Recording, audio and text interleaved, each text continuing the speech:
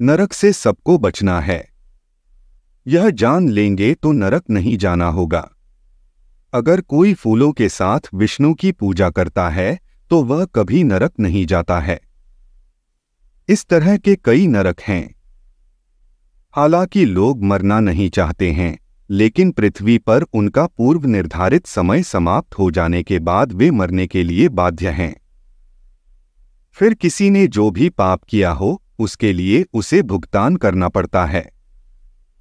पापियों को पीड़ा होती है और जिन्होंने अच्छे कर्म किए हैं उन्हें स्वाभाविक रूप से पुरस्कृत किया जाता है।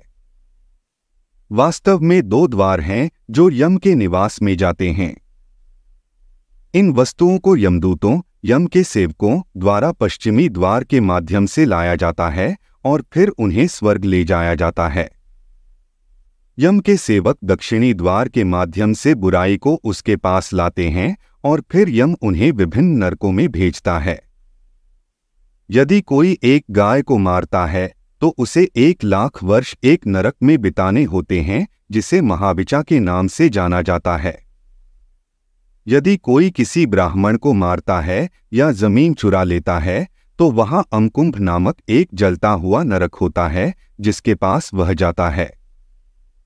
वहां व्यक्ति उस दिन तक पीड़ित रहता है जब दुनिया नष्ट हो जाती है।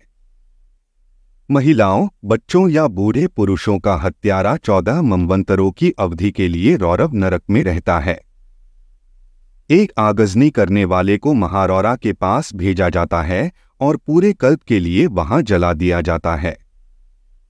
एक चोर तमिसरा जाता है जहां उसे कई कल्पों के लिए यम सेवकों द्वारा लगातार भाले से छेदा जाता है।